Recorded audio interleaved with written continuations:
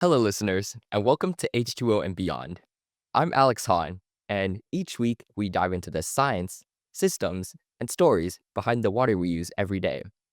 Whether it's pollution, policy, or innovation, we break it all down so anyone can understand what's at stake. You may have heard of the phrase toilet to tap, which is another way to describe potable reuse. Essentially, it's treating wastewater until it's incredibly pure and then either injecting it into underground sources such as aquifers or sending it back to the local tap water supply. It gets a strong reaction, but here's the truth. Areas such as Orange County, California have been implementing this system for years, and they've proven its effectiveness. If none of this makes sense now, don't worry. To help us understand how it all works, I'm joined by Mr. Mehul Patel from Orange County Water Services in California. Let's dive in. Welcome, Mr. Patel. Could you introduce yourself and tell us a bit about the place you work at? Yeah, thanks, Alex. My name is Mehul Patel. I'm the Executive Director of Operations for the Orange County Water District. And the Orange County Water District's located in Southern California in a city called Fountain Valley. It's about a hour's drive south of Los Angeles, in the county of Orange County. And we're what's called a special district. So in the state of California, there's several special districts created by the state government for specific purposes. And in our case, our job is to manage the large underground aquifer that underlies the north and central portion of Orange County. And that aquifer is the main source of drinking water for 2.5 million people. And so it's our job to make sure that aquifer stays sustainable, replenished properly and not overused and free from contamination. And a large part of maintaining the sustainability of that aquifer, which is the main source of drinking water for so many people, is to use highly treated recycled water as one of our main sources for replenishing the aquifer itself. Very interesting. So, for my viewers who might not be familiar with potable reuse, could you explain a bit about what it is and how it differs from traditional treatment methods?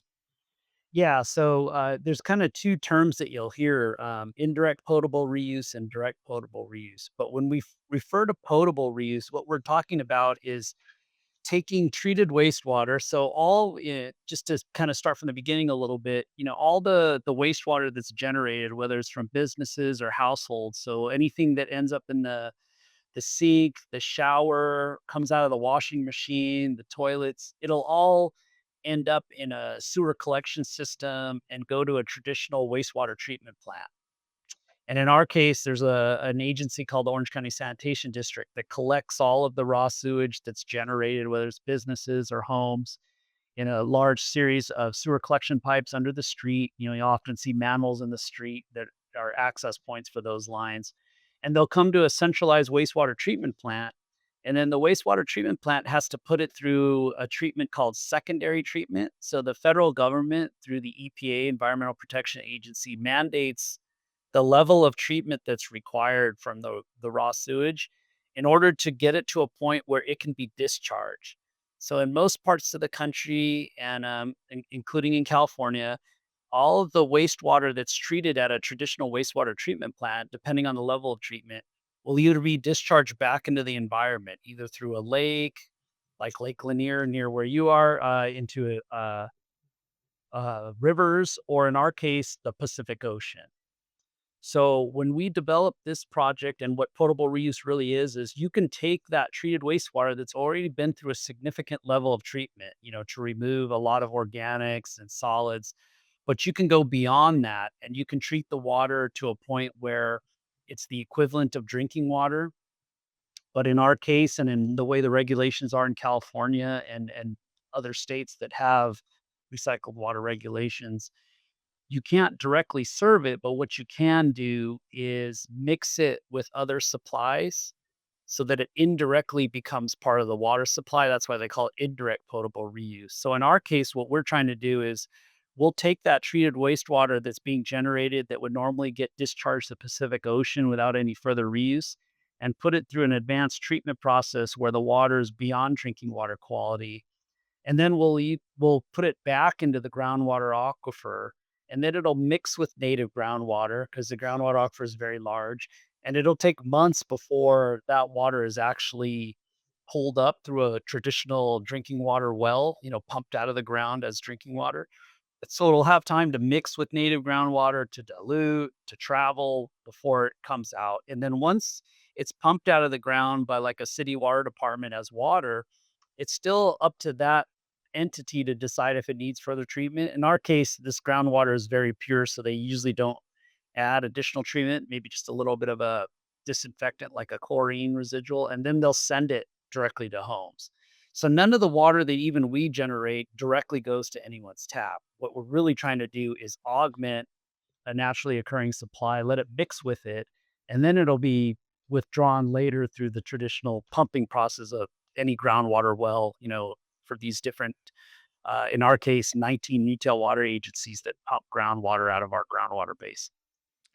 Yeah, so it sounds right now, if the water that you treat, from my understanding, is after it goes through all the processes, it's incredibly pure, but you're limited by legislation that won't allow you guys to directly serve it to households? Yeah, that's correct.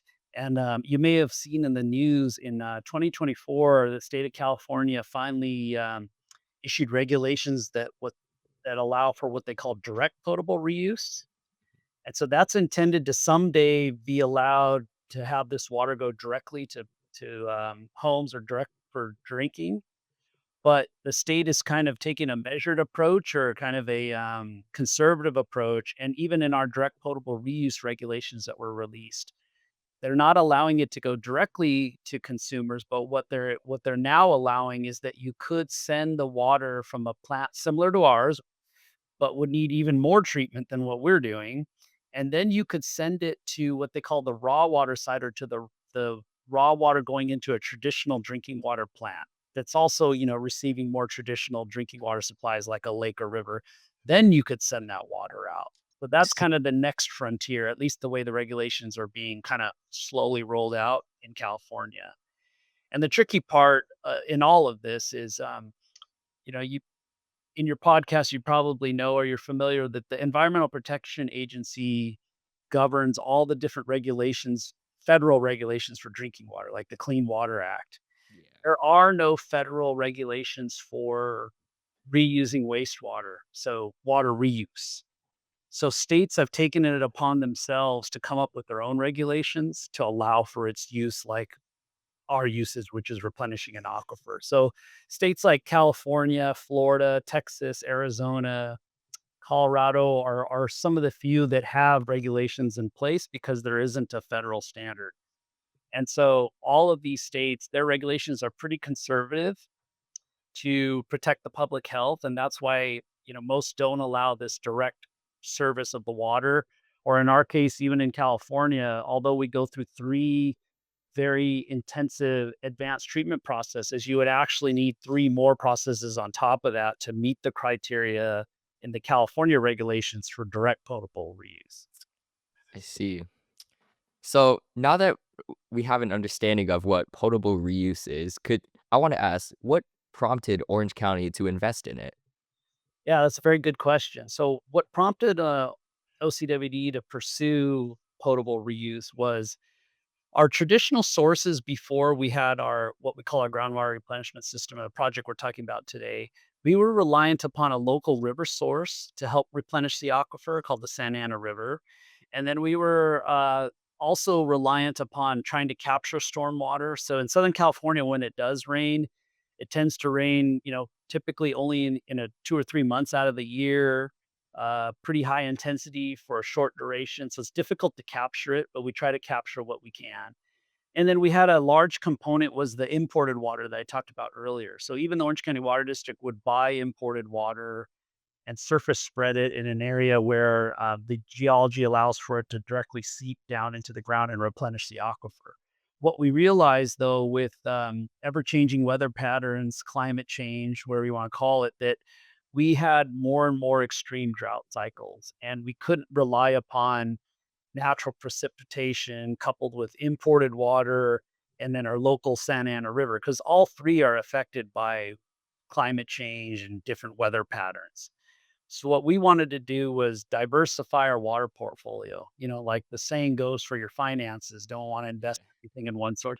We don't want to invest in only those three kind of traditional water sources. So we decided to pursue advanced recycled water and knew that that water we could control, or we almost call it drought proof, because there's always going to be treated wastewater generated. And so we would always have a source to turn into this, ultra pure water and use it to replenish the aquifer. So that's what really drove us, and it turned out to be a blessing, because when we did have even more extreme, drought conditions after the project went online, we were able to ride through those years without having to suffer from the aquifer being overdrawn or not having enough water to replenish it. Yeah, so I mean, I've watched many videos, and the one thing I always hear about them is like people never stop producing waste, and if you can just use that waste to replenish your own water sources, yeah, seems like a pretty good idea. Right. So, could you walk us through what makes the Orange County system so unique and special compared to other systems? Yeah, so I guess, there's 2 things. What makes it unique is its size and then its longevity. So this is kind of the first large scale one that was ever done. So it started in 2008, and the size at 130 million gallons a day of capacity, it makes it the largest potable reuse project in the world. So that's what makes it unique, is that the size, scale, and longevity of it. So when we went online in 2008, uh, the regulations weren't even finalized in California for even allowing potable reuse. So we had to work directly with the state regulators and propose different criteria, level of treatment, all of that, monitoring, and come together with the regulators to even allow our project to be built and get an operating permit. Now, today we have actual fully promulgated regulations, both for potable reuse and indirect and direct potable reuse. So now the blueprint, so to speak, is a little bit easier because there's regulations in place and there's other projects that have a track record of being successful. So if you'll see in the news, there's several reuse projects in California, either in planning, design, or construction, and some very large ones as well that hope to rival the size of ours someday. So it's very popular, and you'll see the same thing in Arizona, especially, and Texas. Yeah, so from my understanding, so you mentioned that you started this like before there was any legislation in place. Right, right. So there were some draft regulations or some draft language that was being considered. So we kind of use that as our basis to determine how we would design our facility. And in California, we've always had what they call non-potable reuse regulations in place. So you'll hear it called Title 22, or that's where the purple pipe system comes from. The pipe that's purple that you see that will, like you use to irrigate soccer fields or golf courses, but you're not supposed to drink it. That those regulations essentially got started in California and have been adapted in other places. So those kind of started as the basis for it, although those regulations were centered around using treated wastewater for non-potable purposes, so it didn't require the same level of treatment, but it does offer a good guideline in terms of what's at least the minimum level of treatment and the minimum level of monitoring that needs to be done in the treatment process and water quality testing. Yeah, so about the cost, how expensive is this system that you guys have compared to other ways of obtaining drinking water, such as desalination or buying it from another area? Yeah, so there's using advanced treatment technologies like ours, microfiltration with reverse osmosis and advanced oxidation. It's not cheap. So the original project that produced about 70 million gallons a day and built all the initial infrastructure cost around $400 million.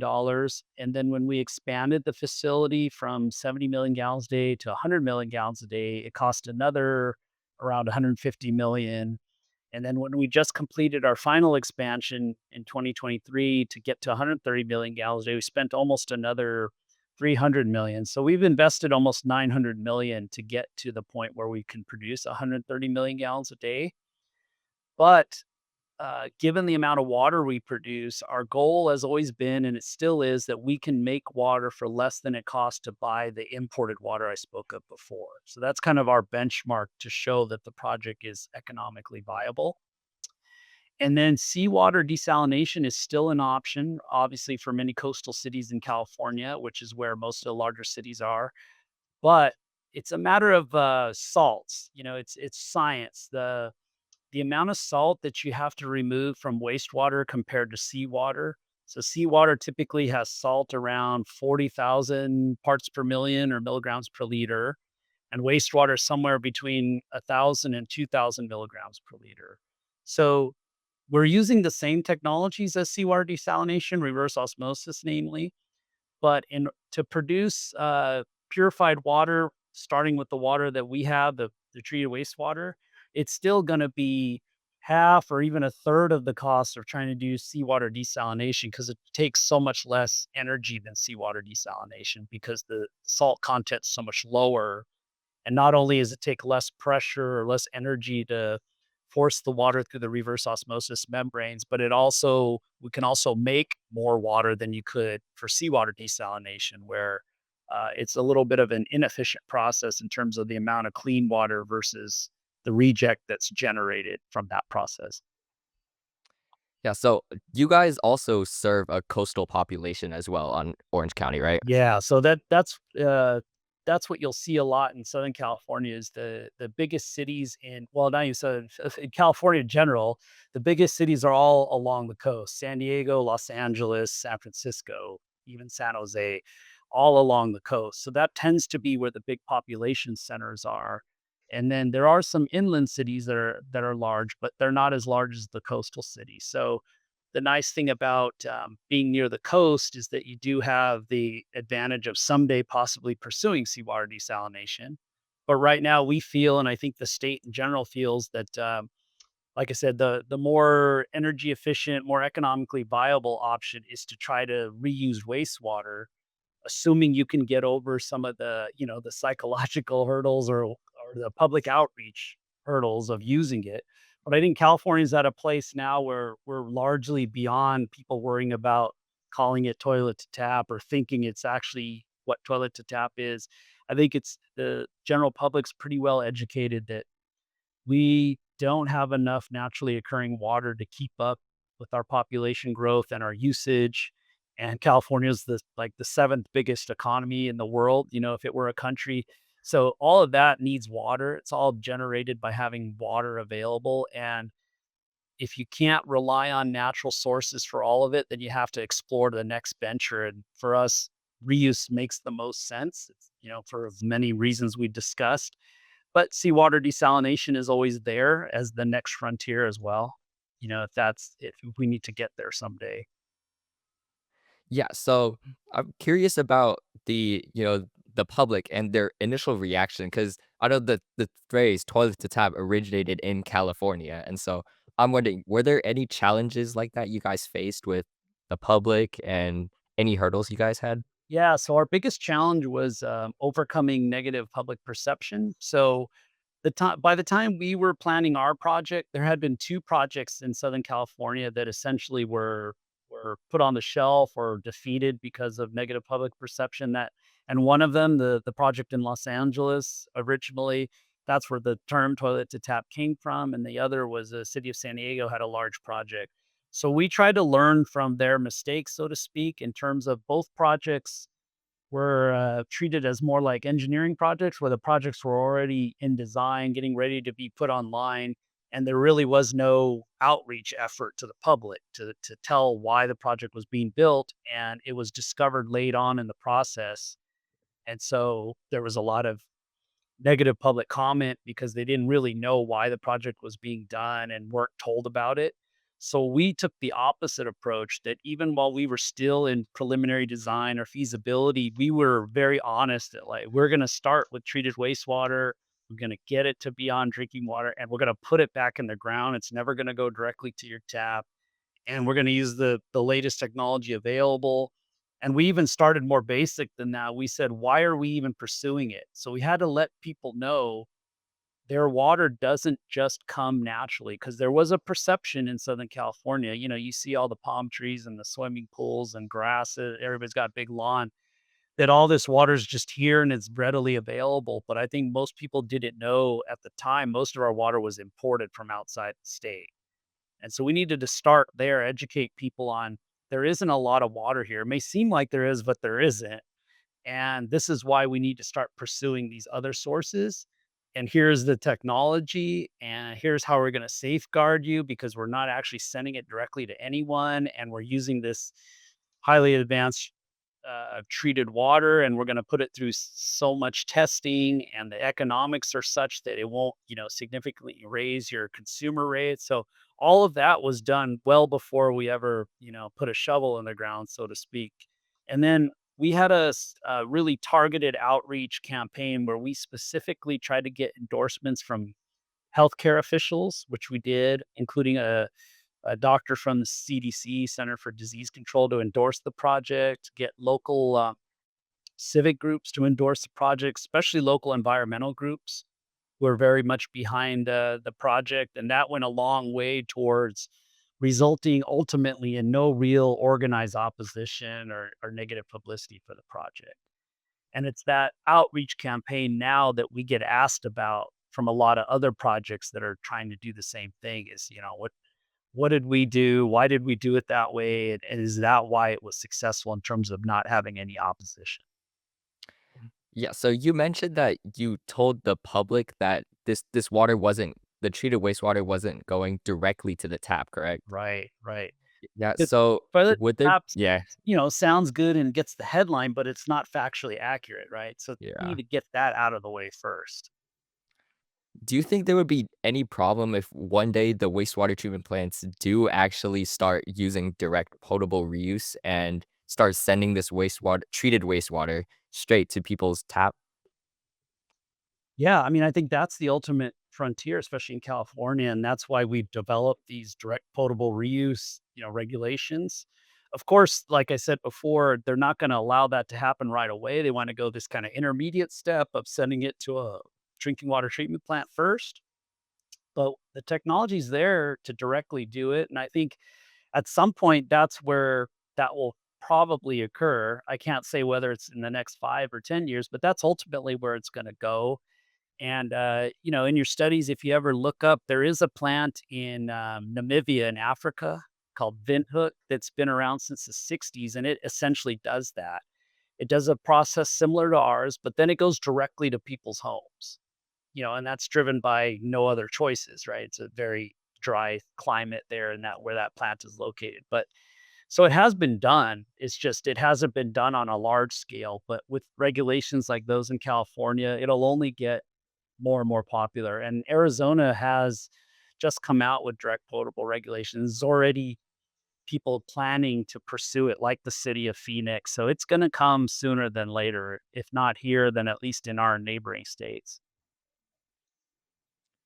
Yeah, so for the Orange County plant, how successful do you think this project has been so far since you guys started implementing it? Yeah, very successful. That's why we've had so much good publicity. Been featured in Mhm. all kinds of national media and been featured in a lot of textbooks, have been visited by a lot of other entities, both locally around the United States and even worldwide, different countries who want to pursue the same sort of project. So it's almost like a poster child for what large scale reuse can be. Yeah. Yeah, so it seems like you guys have it all under control. But and on this channel, we talk a lot about climate change and its effect on the water and wastewater industry. How does I mean, you've mentioned it before, but for the viewers, how does this system help Orange County become more resilient to these changes? Yeah. So like some of the things I mentioned before, we still rely a lot on natural precipitation, and whether it's in the form of storm flows or local Santa Ana River, those flows have to come from somewhere. Normally, regular precipitation, but they just aren't at the levels they would have been, say, 20 years ago. I mean, we have actual evidence that was there's just less water available through naturally occurring rain events than there was 20 years ago. So if that's the case, and you know that your population is growing, although people are more, I guess, conscious about their usage. So conservation has played a large part in not resulting in a huge demand increase for drinking water. Still, you have to do something because you can't expect to live the same lifestyle when there isn't the same amount of water available unless you pursue other sources of water along with conservation. You just find ways to use less to maintain the same lifestyle that you had 20, 30 years ago. And I think that's what a lot of people are recognizing, not just in California, but other states, that these with climate change comes a need to change how we think about our water supply and where it comes from. Sounds good. And do you guys are you guys experimenting with any new technologies at your plant, or what research are you guys currently doing? Yeah, we still do research to not only optimize the treatment process we have, but to look at new processes that may help with even newer contaminants that are being discovered, like the PFAS compounds you hear a lot about. So we do a lot of work on looking at ion exchange resins and newer technologies for removing PFAS. We're looking at alternative materials for reverse osmosis membranes that may overcome some of the deficiencies that exist in the existing technology, like not being chlorine tolerant or having a shorter useful life. There's a lot of research going into not just optimizing some of these treatment methods we're using now, but coming up with new treatment methods. You know, that I can't say they're all ready for prime time, so to speak, but it's important to invest in R&D and be aware of the latest. And then another thing you hear a lot about is, even the use of AI, which would help maybe with the monitoring aspect of these reuse plants, because there's a whole new way to gather and interpret information in real time that you could take advantage of some of those new technologies that could even enhance the way you do advanced water reuse and recycling. Yeah, so what can other communities learn from how Orange County has approached this project and how they're operating the plant and yeah, Yeah, general? I think the main thing is, have an outreach program that's, open and honest and detailed, and then explain the need. Why is there needs for projects like this, or why why is there a concern about a lack of drinking water supply, or maybe the concern is having a place to put treated wastewater, so why try to discharge it when you could treat it and reuse it? I think as long as the need for projects like this are put first and foremost to the public, then any project can be successful. So of course, if you're in a you're in a place that gets, you know 20, 30 inches of rain a year, maybe it's less of an issue for you. But I think everywhere in the country we do have these weather changes, or we have these extreme droughts, or we have conditions like, you see in the southeast where you have extreme flooding events. All those things that affect quality too. So these same technologies can be used for situations where you have these huge floods, and then the traditional drinking water supplies are difficult to treat with traditional methods. So these advanced treatment methods like we use in our process could still produce purified water even under those conditions where they're inundated by flood flows, which tends to, bring in silts and other contaminants when that happens. Yeah, so where do you see potable reuse heading in the next 10, 20, or in just in the future in general? I think the main thing is we see it as something that is not considered an alternative, but just another tool in the toolbox. So it's not going to be such a niche. It'll be, when you think of water supply, you won't just think of lakes and rivers and natural precipitation. You'll think of wastewater. That's where ultimately it's probably going to go, especially in the southwestern US. It has to. We don't see the demand for population and the demand for water and the sources of naturally occurring sources of water ever getting to a point where they were, 50, 60 years ago. It's just not going to be that way. Yeah, so yeah, it seems like with you guys' outreach and other communities soon following, it seems like potable reuse is becoming a it's gonna start becoming a big part in many people's lives, and especially in areas where they're facing water scarcity or have to rely too heavily on, imported water and other sources like that. Yeah, and it's important to keep in mind, I think that gets lost in this a little bit, is reuse. They call it, well, we refer to it as de facto reuse. Reuse is already happening whether it's planned or not. So most major rivers in the US, like the Mississippi River, Colorado River, they contain highly treated wastewater discharges, right? If you're an inland community, where else do you get rid of your treated wastewater? It's going to go in a lake or a river, and then that lake or river downstream is used as somebody's drinking water supply. Put through a traditional drinking water plant. But that's a form of potable reuse. It's just not planned. So we call it de facto reuse. That's been happening, for decades. It's just with these planned projects, you're specifically targeting treated wastewater and then reintroducing it. But it's been happening, whether you know it or not, for decades.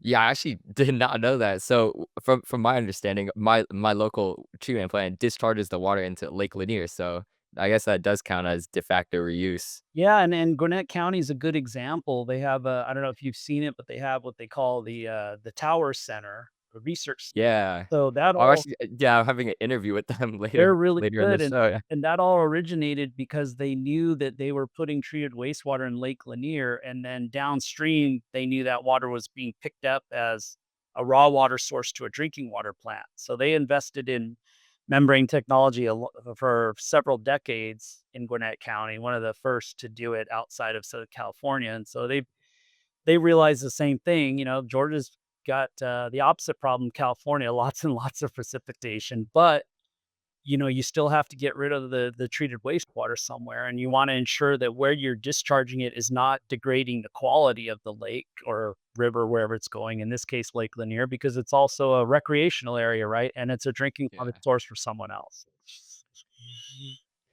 Yeah, well, that just great talk. It was really nice having you on the show, Mr. Patel. Yeah, no problem. Yeah.